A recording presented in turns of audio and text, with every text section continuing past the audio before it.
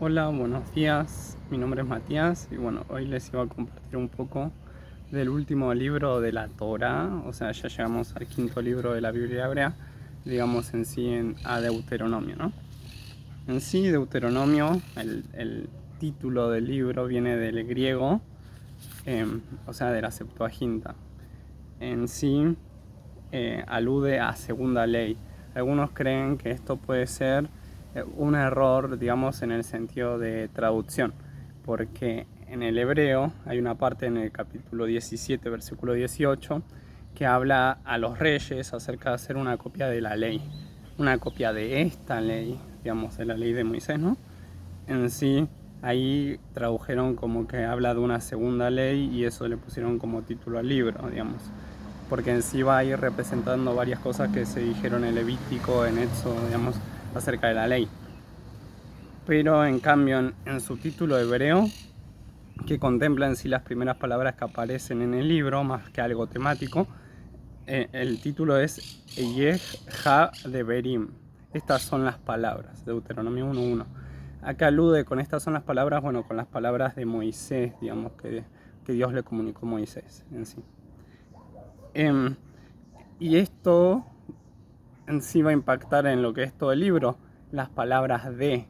¿Por qué? Porque Moisés va a dar 3 discursos en el libro de Deuteronomio, digamos. Así que prosiguiendo, el libro de Deuteronomio va a hacer mucho énfasis en 3 cosas de parte de Dios. Bueno, en su providencia, en su misericordia y en su bondad. Va a hacer énfasis en eso. ¿Cuál es el fundamento de esta providencia, misericordia y bondad de Dios? Bueno, la promesa que Dios les había hecho a los patriarcas y a los matriarcas de Israel en sí a Isaac, a Abraham, bueno, a Jacob y a sus esposas, digamos, en general.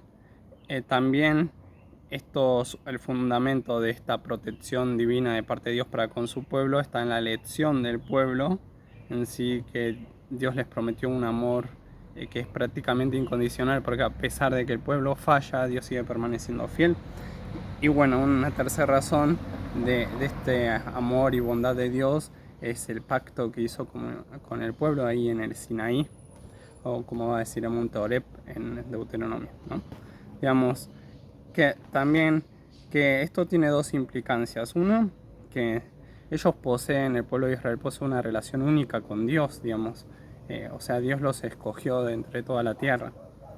Y lo segundo es que al haber sido así, Dios espera obediencia y espera fidelidad de su pueblo. Y es algo que en sí que el pueblo debería dar a Dios, digamos, es la forma que el pueblo debiera responder, ¿no? También si uno se centra en el lugar de los eventos que suceden en Deuteronomio, ya sean narraciones, acontecimientos o discursos, digamos, o leyes, esto ocurre todo en las llanuras de Moab, desde el inicio hasta el fin. Eso se ve en el capítulo 1, versículo 5, y en el 34.5, que es donde Moisés muere, digamos. En sí, este libro va a hablar de la etapa final del peregrinar del pueblo, por eso a través del libro se va a renovar el pacto, digamos, que Dios hizo con su pueblo. O sea, se van a retomar algunas cosas de antes. Es necesario recordar cosas para que no se olviden. Y bueno, en sí, aquí se va a ir mostrando en este libro de Deuteronomio cómo Dios cumple con Moisés, con el pueblo, pero también con los antepasados de Israel, con los patriarcas y las matriarcas. Después, cosas de importancia, que no es una obra que sea aburrida, digamos, o, o que no sea entretenida, o que no te llame la atención Deuteronomio. Si uno se lo pone a leer Deuteronomio, tiene un lenguaje que es como más educativo, más pedagógico, que Éxodo, que Levítico, digamos. En sí, el, tiene un estilo muy particular, digamos, que a uno lo atrapa cuando lo empieza a leer. También decir que bueno, que esto se puede ver claramente cuando uno empieza a leer el libro. Utilizan los pronombres personales, o sea, aludiendo a tú, oye Israel, o sea, tú Israel, digamos, o a vosotros, ustedes israelitas, cumplan esta ley, o así es como que te va llevando en la utilización de los pronombres personales como a sentirte parte de lo que se está contando, o sea, como sentirte hasta vos como Moisés, digamos. También el libro va a ir destacando el amor a la ley, que el amar la ley de Dios va a dar salud al pueblo, digamos, va a permitirles permanecer en la tierra que Dios les da. También la fidelidad a la ley es necesaria para poder disfrutar de las bendiciones que Dios promete, y el agradecimiento, digamos, se va a ir viendo el agradecimiento por parte de Moisés, digamos, por el cumplimiento de las promesas, que también debiéramos tomarnos nosotros, ¿no? Cuando Dios cumple sus promesas con nosotros, ser agradecidos. Después, muchas referencias al día de hoy, habla de cumplir los mandamientos que hoy te mando, y esto está muy reiterado en el libro de Deuteronomio. En sí, lo que hace es mostrar como en una etapa de que se está hablando al pueblo, y en otra etapa, y en otra etapa, y en otra etapa, Dios dice, cumple lo que hoy te mando, y eso se aplica a nosotros, o sea, debemos de cumplir lo que Dios nos manda hoy. Y bueno, en sí hay frases también que se van a ir repitiendo. Oye Israel, Jehová tu Dios uno es, ¿no? Digamos, oye Israel se va a ir repitiendo en el capítulo 5.1, 6.4, 9.1, 23. O sea, va a ir apareciendo bastantes veces. Amar a Jehová tu Dios también va a aparecer en el capítulo 6.5, en el 7.9 y en el 10.12. Hacerlo con todo el corazón y con toda el alma también va a aparecer en el 4.29, en el 6.5, en el 10.12, en el 11.13, en el 13.4. Y el Señor tu Dios, esa frase aparece más de 300 veces en el libro de Deuteronomio. El Señor tu Dios, o sea, el pronombre personal tú, ¿no? La segunda, sí, la segunda persona. Sí. Después, posee en sí el libro en general una teología de la retribución. ¿Qué quiere decir eso? Si uno obedece a Dios, Dios lo bendice. Si uno desobedece, a uno le van a llegar maldiciones, digamos. Que en otro tipo de religiones se le alude como karma, ¿no? Digamos así. En sí, esta teología de la retribución en sí, en gran parte es cierta, la teología de la retribución, como se ve a Dios, como que si haces el bien te va a dar el bien y si haces el mal te va a dar el mal, pero esto no es completamente lo que es Dios, o sea, esto no marca a Dios, y esto lo demuestra el libro de Job, cuando los amigos de Job creen que Job pecó y por eso le va mal, cuando no fue así, digamos. Esta teología de la retribución va a ir apareciendo en los otros libros históricos, como son Samuel, Josué, Jueces, Reyes y demás, así los profetas como Jeremías también. Después, si hablamos de la división del libro, bueno, se puede dividir en dos partes así grandes, digamos. Del 1.1 al 30.20 hay un carácter exhortativo, o sea, hay cosas que hay que corregir, ¿no?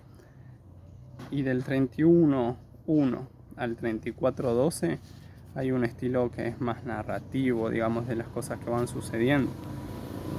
Así como haciendo algo general, del 1 al 30.20, del 1.1 al 4.49, como que se centra más en lo que son las promesas cumplidas de parte de Dios. En el 5.1 al 11.32 se dan los 10 mandamientos y demás leyes que hay que cumplir. Y del 29.1 al 30.20 la renovación del pacto en sí en Moab, ¿no? Y bueno, que Moisés pone como testigos al cielo y la tierra, digamos, en sí a toda la creación, como testigos de este pacto que hace Dios con su pueblo, ¿no? En sí, intermedio a esto están del capítulo 12.1 al 26.19, lo que se conoce como código deuteronómico, y bueno, y del 27.1 al 28.68 las maldiciones, bueno, las bendiciones, ¿no? En sí acá van a ir apareciendo bastantes series de leyes, leyes en torno al levirato, digamos que si se muere la pareja de un hermano, el otro hermano se tenía que casar con esa pareja, leyes en torno a la virginidad, digamos, de las mujeres, leyes en sí, así en general, de los levitas que no podían ir a la guerra, de la gente que se casa, recién casada, que tampoco, o sea, no podían ir a la guerra, digamos. En sí van a ir apareciendo diversos tipos de leyes como en contra de esta cuestión de no tener relaciones con gente de la familia, con animales y demás. Van a ir apareciendo diferentes tipos de leyes. También en las bendiciones y maldiciones, esta cuestión de ser bendecido en el hogar, en el trabajo, en el camino, en la entrada, en la salida, digamos, en todo momento, contra las maldiciones por desobediencia, digamos, te va a ir mal en todo, digamos, y van a venir plagas también, van a venir, el cielo se va a poner de bronce, no va a llover, digamos así, consecuencias de la desobediencia, ¿no? Después, la segunda parte que decíamos del 31.1 al 34.12, que hay un estilo más narrativo, ahí se habla como Moisés le va delegando la tarea a Josué, digamos, porque Dios se lo pide así a Moisés, digamos. Allí se habla de que los reyes, bueno, en sí los sacerdotes y los reyes o los que dirigen el pueblo van a tener que leer cada 7 años la ley delante de todo el pueblo, digamos. Así en general. Después hay también las últimas disposiciones de Moisés antes de morir. También si hablamos del código deuteronómico del 12.1 al 26.19, que es lo que mencionaba antes, estas leyes que hay ahí que también atacan mucho el tema de la idolatría, porque el pueblo de Canaán, la tierra donde ellos iban a heredar, era una tierra muy idolátrica, o sea, muchos dioses, ¿no? Y mucho, o sea, politeísmo sería. ¿Qué es lo que ocurre allí? En el año 722, o sea que es de lo que se tiene registro de este código deuteronómico, del centro del libro, digamos, sería lo que encuentra Josías, digamos, en el libro de Reyes, en el capítulo 22, en el 622 a.C., digamos. Y Josías realiza una reforma de todo Israel, elimina altares paganos, elimina ídolos, digamos, en sí, en contra de eso. ¿Por qué eso? Bueno, porque hay cuestiones que son importantes de este libro, cuestiones muy importantes. Una es que Israel, o sea, hay una teología de la elección, o sea, Dios elige al pueblo de Israel. ¿Y para qué lo elige? ¿O por qué lo elige? Bueno, no lo elige porque sea un pueblo grande, sino por lo insignificante que es, o sea, por lo pequeño que es en relación a los demás pueblos de la tierra, digamos. Y Dios lo va a hacer una nación grande y lo va a hacer una nación diferente, una nación íntegra, una nación saludable que debe ser ejemplo a las demás naciones. Ahí está el asunto, digamos. También lo otro que se recalca en este libro es la unicidad de Dios, o sea, Dios es uno. Eso, oye Israel, Jehová tu Dios uno es, el Shema, está en el capítulo 6, del versículo 4 al 9. Como Dios es uno, también un solo santuario debía de tener, un solo tabernáculo, entonces en sí se prohibían los altares particulares, digamos, porque lo que hacían los altares particulares es generar idolatría, digamos. Y después, así en general, también esta cuestión de la protección de Dios que aparece en el capítulo 32, versículo 9 al 11, dice así: porque la porción del Señor es su pueblo, Jacob es su herencia asignada. Lo halló en una tierra desolada, en la rugiente soledad del yermo. Lo protegió y lo cuidó, lo guardó como a la niña de sus ojos, como un águila que agita el nido y revolotea sobre sus polluelos, que despliega su plumaje y los lleva sobre sus alas. Sí, Dios lo protege a Israel, a Jacob, como la niña de sus ojos, o sea, como su pupila. Y los protege también como un águila, o sea, sus polluelos, digamos. Así en general, Dios está con su pueblo y Dios lo protege a su pueblo. Y también el libro va a ir destacando el amor intenso que Dios tiene por su pueblo. En el capítulo 7, versículos 7 al 8, dice así: el Señor se encariñó contigo y te eligió, aunque no eras el pueblo más numeroso, sino el más insignificante de todos.